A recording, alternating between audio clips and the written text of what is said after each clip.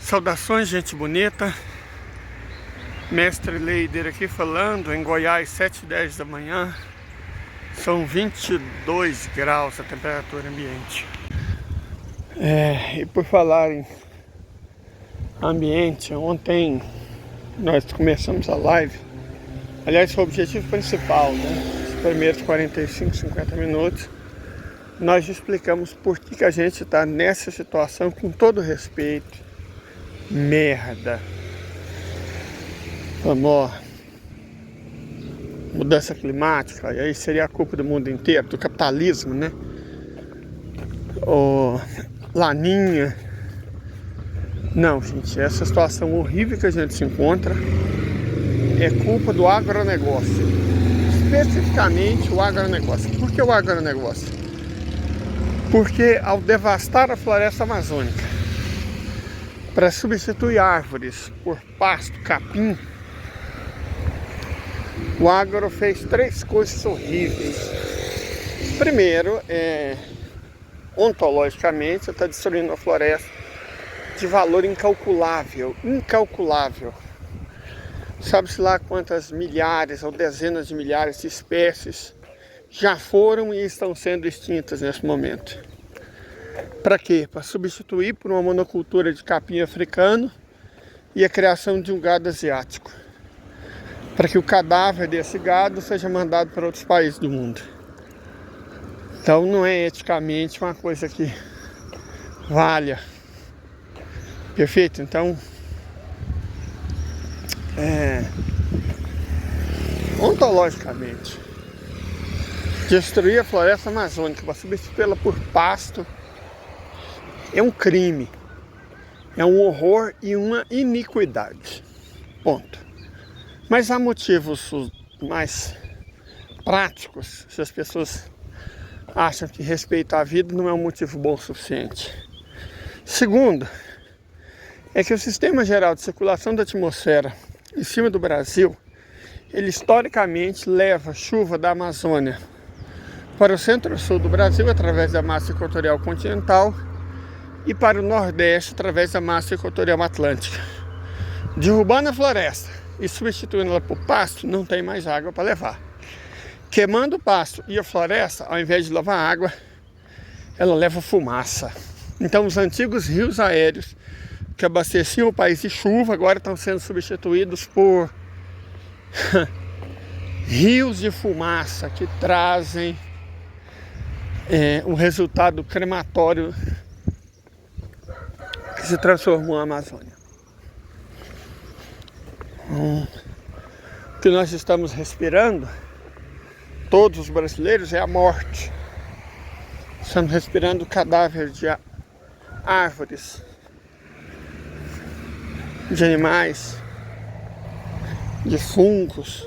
Estamos respirando o cadáver da vida que havia na Amazônia e que o agronegócio matou, assassinou. É isso que nós estamos respirando. A morte. Que fique claro isso. Estamos respirando a morte. Que é o nosso prêmio para que as filhas de fazendeiro possam ter o iPhone 16, né? É isso que nós ganhamos, a morte, que a gente respira todos os dias. Já não bastasse o agrotóxico nas águas, já não bastasse o hormônio nas águas, agora nós respiramos também a morte. Outro prêmio que o agronegócio nos dá. Isso tem que ficar muito claro. Muito claro. Todo brasileiro tem que saber disso. Terceiro ponto é econômico. O agro não gera emprego. Gera muito pouco. A renda que o agronegócio produz é quase toda para as multinacionais. Porque as empresas que estão a montante, fábricas de adubo, colheitadeira, agrotóxico, são quase todas estrangeiras. Então no fim o dinheiro vai tudo para elas. E as empresas que estão a jusante, aquelas que compram os ingredientes para fazer ração para animais, as traders, também são estrangeiras. Então, no limite, nós estamos destruindo as nossas vidas, a nossa vegetação, a nossa economia, para que empresas multinacionais estrangeiras rachem de ganhar dinheiro. E mais ainda do ponto de vista econômico, o Brasil gasta 300 bilhões de reais do dinheiro público para financiar esses merdas, com todo respeito à merda, porque o sistema não é autossuficiente, ele precisa de financiamento público, não é eles que sustentam o Brasil, é o Brasil que o sustenta, certo? É o Brasil que o sustenta. Dinheiro que poderia ir para a indústria, que gera muito emprego, que gera desenvolvimento, poderia ir para o comércio, poderia ir para a economia do modo geral, poderia ir para a produção de alimentos, porque o agro não produz alimentos. O agro é fome, ele não é só morte. Ou você levanta, vai no supermercado e compra sua sojinha para você comer com sorgo e milho. O agro nem ração produz, que graças à Lei Candir de Fernando Henrique Cardoso, se você industrializa aqui, gerando emprego, alguma renda, algum desenvolvimento, você paga mais imposto. Então, para não pagar imposto nenhum, eles vendem in natura para fora. Eles vendem in natura. Não gera nem um emprego, nem uma renda, nem um desenvolvimento, nem imposto. Nem o imposto fica aqui. É igual o pré-sal, graças a Miguel Temer. Então, Michel Temer, que o demônio tem a alma dele algum dia, ele foi eleito numa chapa com a promessa de usar os recursos do pré-sal para saúde e educação. Deu um golpe de Estado na Dilma, com o apoio do agronegócio, e entregou o pré-sal para os estrangeiros e garantiu, por lei, que o Brasil não ficasse nem com o dinheiro dos impostos, porque não seria cobrado imposto. Correto? Essa é a situação real. Essa é a situação real do que o agronegócio representa para o país. Não tenho nenhuma dúvida a respeito. Não se iludam. O agro é tão pop quanto o setor financeiro e o setor de especulação imobiliária são.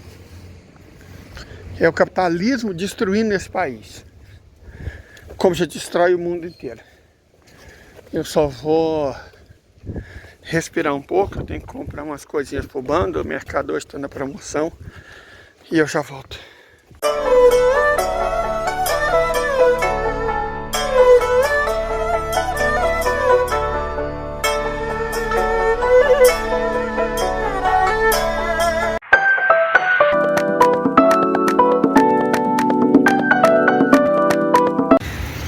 Muito bem, mas é assim como eu disse ontem, isso que está acontecendo é sintomático, sabe? Serve para a gente fazer um prognóstico. Porque o que o agronegócio está fazendo no Brasil, o que o sistema financeiro, cujo representante mais visível, Roberto Campos Neto, está fazendo no Brasil, é sintomático. Aí vocês podem falar, nossa, mas está destruindo o país, então nós estamos lascados. Olha, estamos e não estamos.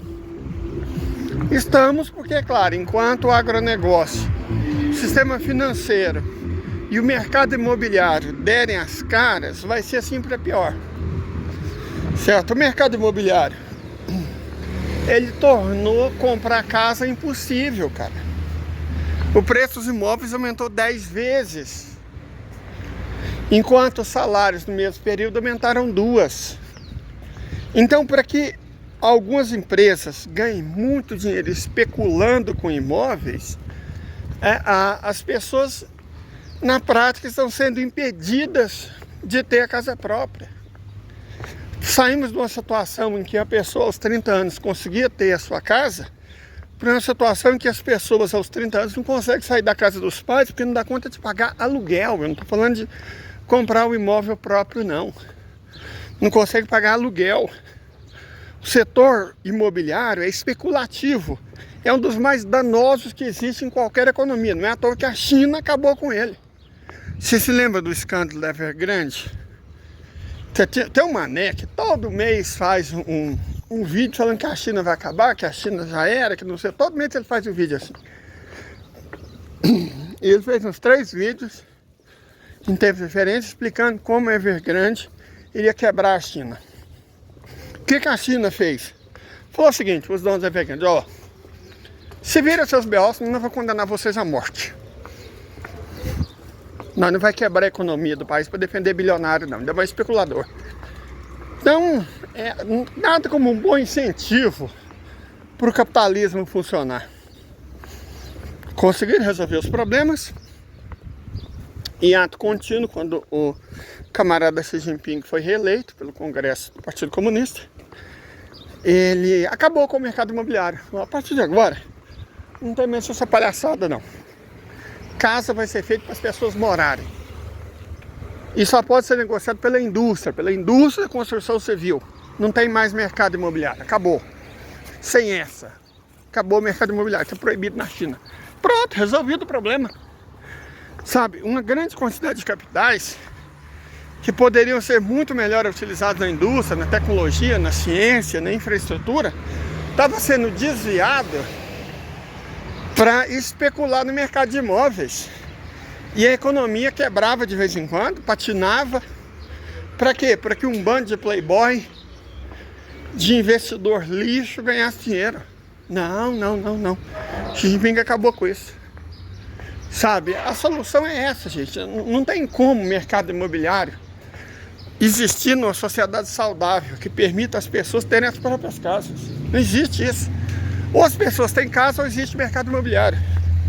O que tem que existir é a indústria da construção civil. Enfim, o setor financeiro, não preciso nem dizer, né, o mais parasita da economia. Ele tira dinheiro de toda a sociedade, dos trabalhadores, do investimento, dos governos, para transformar em renda para bilionário que não faz nada. É verdadeiro parasita social. E você tem um agronegócio, que nós já vimos, você pode respirar os resultados do agronegócio. Quando você bebe água, ela está contaminada por veneno e está contaminada por hormônio, você também está bebendo o agronegócio. O agronegócio, ele destrói nossas vidas todos os dias do ano, todas as horas do dia, todos os minutos das horas.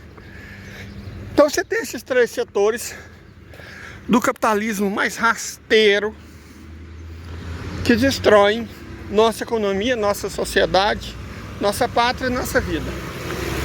E eles estão comandando tudo. Foi esses setores que comandaram o golpe, que dirigiram e orquestraram o golpe de Estado, que prenderam Lula, que elegeram o Centrão, certo? Uma porra, Leide, mas isso é ruim? Não, não é ruim. Quer dizer, é ruim, mas é um sintoma. Porque o perigo desses setores é quando ninguém presta atenção neles, quando ninguém os percebe. A partir do momento que eles são obrigados a dar as caras, aí é possível combatê-los. Então, há motivos para esperança. Agora eles podem ser combatidos. Nós sabemos quem são eles. Nós sabemos quem os defende. E outra, se eles estão tão desesperados assim por dinheiro, com essa ganância toda, isso além de irritar a população, além de criar uma condição de saturação, demonstra que eles não estão tão bem das pernas assim não. Certo? Porque é insustentável. Então eles estão destruindo. Sabe aqueles lenhadores? Imagina que a sociedade, a economia brasileira é essa árvore. Esses setores parasitas da economia, que são setores de parasita, financeiro, imobiliário e agronegócio, eles são nessas árvores. Vocês estão vendo essas árvores? Vocês viram aqui pelo caminho, que foram podadas? Eles são como essas árvores. Sociedades são essas árvores. Esses setores são os galhos. E eles estão querendo madeira, só que eles estão cortando os galhos com eles em cima deles. Certo? Com esses setores em cima dos galhos. Então vai cair e vai virar lixo. É isso. Perfeito? E o que está acontecendo no Brasil acontece no mundo inteiro. No mundo inteiro, é claro, agronegócio só existe em país atrasado. Né? Só é importante nação atrasada. Então você não vai falar que existe um agronegócio japonês, um agronegócio alemão, sabe? Isso é coisa de país atrasado. Só país atrasado que depende da agropecuária. Essa é a verdade. Então, assim, mais o setor imobiliário que está impedindo no planeta inteiro pessoas jovens de terem acesso à casa própria, e o setor financeiro especulativo que está destruindo as economias, os salários, as rendas, os investimentos também no mundo inteiro. Esses setores parasitas da economia, eles estão, como o próprio nome indica, parasitando a economia. E nenhuma economia é saudável sendo parasitada. Assim como o organismo que está cheio de tênia, né, que está cheio de lombriga, que está cheio de vermes, esse organismo ele vai adoecer, vai enfraquecer e vai morrer. Então isso é o capitalismo. Ao criar esses parasitas, o capitalismo está se condenando.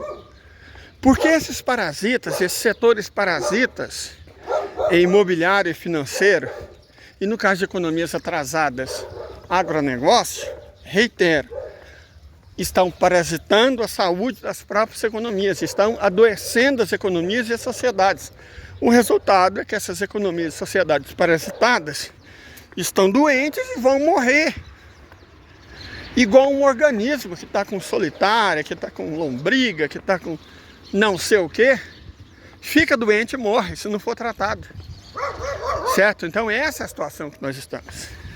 Ela é ruim, mas ela é boa, porque as sociedades que o capitalismo cria pelo mundo estão sendo consumidas e destruídas por ela mesma. Deixa eu só dar um break aqui e já volto explicando. Pronto, voltamos. Então, gente, estamos naquela situação em que o sistema econômico produz ele mesmo as condições da própria destruição. O Ocidente finalmente está morrendo pelas doenças crônicas que vem cultivando há muito tempo. Entenda as coisas da seguinte forma: a tal civilização ocidental, a batata disso é comestível, dá tipo um rizoma, que na verdade é muito bom. Eu queria que tivesse semente, mas não tem. Uma lástima. Mas voltando aqui. O adoecimento do sistema é visível e pode ser observado. E vamos gastar esses últimos minutos para explicar isso. Como assim? O sistema está adoecendo e isso é visível. Vocês deram uma olhada no que foi o debate Trump versus Kamala, Laranjão versus pudim de pinga? Cara, uma sociedade saudável tem esses dois como únicas opções? De verdade? Pelo menos em Bolsonaro versus Haddad havia um candidato bom. As pessoas votaram no Bolsonaro porque quiseram. Pelo menos em Milei versus Fernandes havia um candidato que prestava mais ou menos. As pessoas votaram no Milei porque quiseram. Certo? Agora, olha a eleição dos Estados Unidos. Que diferença faz votar no pudim de pinga ou no laranjão?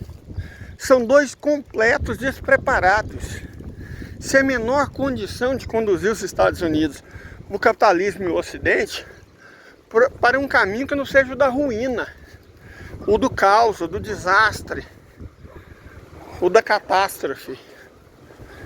E interessante é que a percepção das pessoas.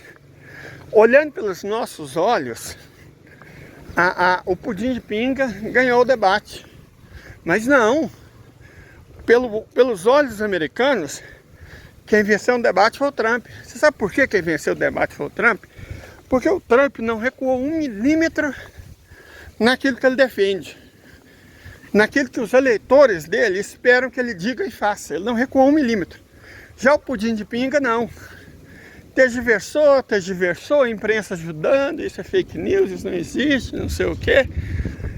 Mas eu faço uma pergunta para vocês. No caso dos Estados Unidos, as eleições são indiretas. Você tem que vencer estado por estado. Para o pudim de pinga vencer, é necessário que os jovens vão à luta, como foram durante a eleição do Obama. Idiotas, tolos, né? Achando que ia ser uma mudança. Só que agora Os jovens veem o pudim de pinga. E a questão que mais importa para a juventude dos Estados Unidos hoje é emprego, renda e principalmente a questão palestina. O pudim de pinga, tendo que escolher entre os patrocinadores sionistas e os eleitores anti-sionistas, o que vocês acham que ela escolheu? Ela escolheu os patrocinadores, escolheu o dinheiro. Resultado, os jovens não vão às urnas, não vão votar. Resultado, ela vai perder. Ela vai perder. A velharada não consegue eleger ela. Não consegue. Os republicanos estão motivados. Não, eu vou defender o meu candidato. Foda-se, eu vou. Os democratas não. Os democratas sindicalistas não estão motivados. Os jovens não vão mesmo levantar a bunda da cadeira para defender aquela mulher? Mas nunca. Então ela vai perder. Quem entende de política norte-americana dentro dos Estados Unidos entendeu que o Trump ganhou o debate. Os estrangeiros veem que foi o pudim de pinga. Mas de dentro, a impressão que as pessoas têm é que o Trump ganhou, porque eles entendem como a política americana funciona. Então, olha a situação dos Estados Unidos, olha a situação patética da Europa. Olha o que se tornou a Europa, olha o que está se transformando no Japão. Cara, o capitalismo já era. Olha a reunião. Duas importantes. Aquela do Extremo Oriente, em que a Rússia chamou todo mundo para vamos treinar, brigar junto, para na hora do sopar a gente estar pronto, e todo mundo foi. E a do Conselho de Cooperação do Golfo, que os árabes chamaram todas as potências asiáticas, algumas potências africanas e o Brasil e a Índia. Mas não chamaram europeus nem americanos. Os muçulmanos não querem conversa com eles. Cara, sem esses apoios, o Ocidente já era, porque já explicamos muitas vezes, eles não produzem recurso natural nem energético, eles não conseguem se defender sozinhos, defender as próprias economias sozinhos. Então eles já eram, a verdade é essa. Tá ruim? Tá. Vai piorar? Vai. Vai durar muito tempo? Não. O fim deles está próximo. Tenham um bom dia.